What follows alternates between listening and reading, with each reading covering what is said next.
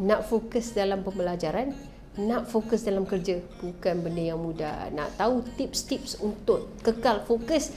Jom saksikan video ini, subscribe kepada channel kami.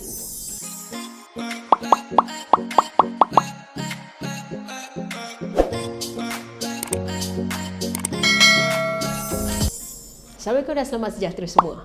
Hari ini saya nak kongsikan bagaimana cara nak fokus. Dalam kehidupan seharian saya, ada banyak tugasan yang perlu saya lakukan.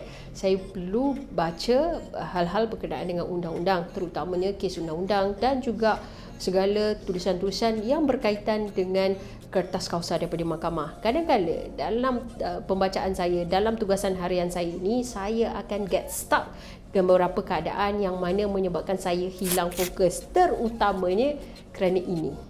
Bila kita ada telefon dan kita tengok pada telefon ni lebih menyelesaikan berbanding dengan kerja kita, dan kita ada tendensi atau kecenderungan untuk kita melihat telefon berbanding dengan fokus kepada kerja, dan tanpa kita sedari apabila kita main telefon ni kadang-kadang sehingga 5 minit, 10 minit, yang paling teruk sehingga sejam atau 2 jam.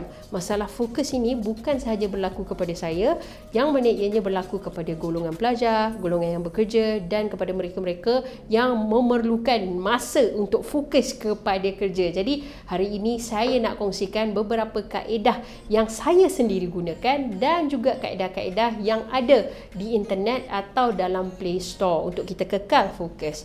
Kaedah yang pertama yang biasa saya gunakan sehingga hari ini saya ada adalah teknik Pomodoro. Apa itu teknik Pomodoro?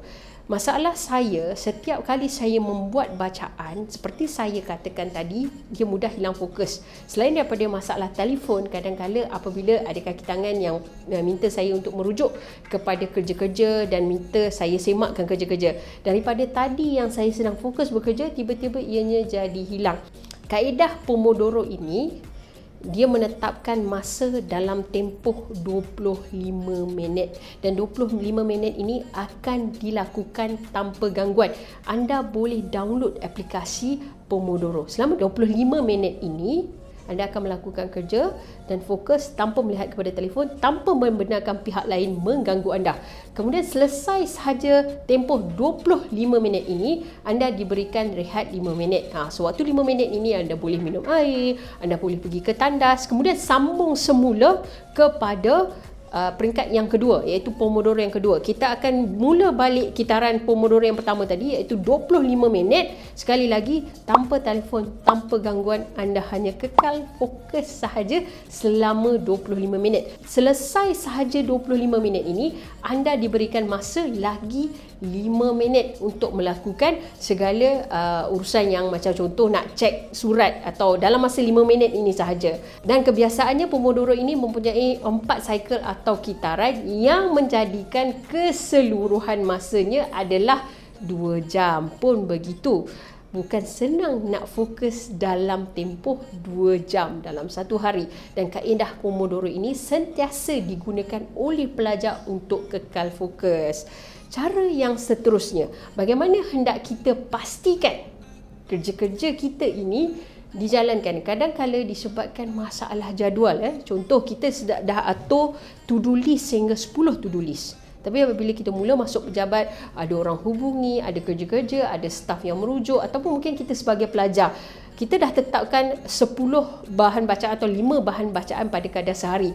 Tetapi ada sahaja gangguan ataupun distraction daripada pihak lain. Jadi kita kena tetapkan kaedah yang kedua, iaitu menyenaraikan segala hal yang paling utama. Ini kita panggil step 1, 3, 5. Step yang pertama adalah kita menyenaraikan kerja-kerja yang paling utama dan penting. Sekiranya kita tidak menyiapkan kerja ini, maka ia akan menjadi masalah. Misalnya dalam keadaan saya, kalau saya tidak siapkan kerja ini, saya tidak kerja deadline, kerja-kerja saya akan ditolak oleh mahkamah. Begitu juga dengan situasi anda. Pastikan yang mana yang paling utama. Kemudian yang kedua, kita tetapkan yang sederhana utama. Dan yang terakhir adalah yang paling kurang. Kita sebagai manusia, kita ada tendensi untuk menyiapkan yang paling ringan. Sebab itu adalah kerja yang paling mudah. Tetapi sebenarnya kita kena tetapkan keutamaan. Lakukan kerja yang utama dahulu, diikuti yang kedua, yang mudah, dan yang terakhir, yang terpaling mudah.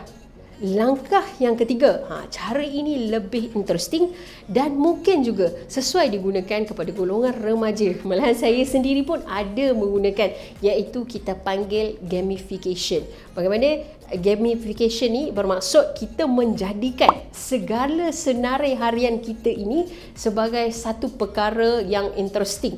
Okey, misalnya kita suka bermain game. Apa yang menyeronokkan dalam permainan game? Apabila kita dapat skor, apabila kita dapat pergi level yang seterusnya. Rupa-rupanya untuk to-do list ini ada beberapa aplikasi di dalam Play Store yang boleh menyebabkan kita rasa nak dapat skor dan nak dapat naik level. Antara game-game yang disediakan, saya menggunakan Habitica.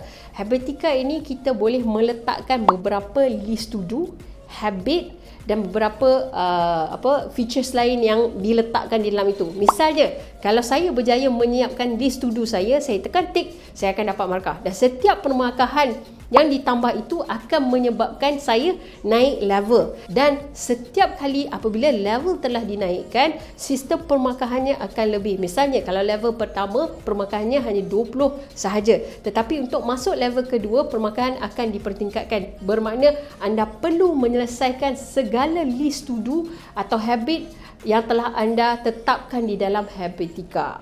Selain daripada itu, kita juga ada gamification seperti Forest dan juga Kahoot. Anda boleh cek di dalam Play Store. Ini adalah antara cara-cara yang saya cadangkan untuk memastikan anda kekal fokus dan menjalankan kerja-kerja anda pada masa yang telah ditetapkan. Untuk menjadikan segala kerja-kerja anda disiapkan dan anda lebih fokus, mungkin anda boleh buat carian di internet, mencari bahan-bahan supaya anda sentiasa kekal fokus. Itu saja, saya ingin mengucapkan selamat tahun baru. Semoga anda sentiasa sukses dalam apa sahaja yang anda lakukan. Jangan lupa like, share kepada channel kami.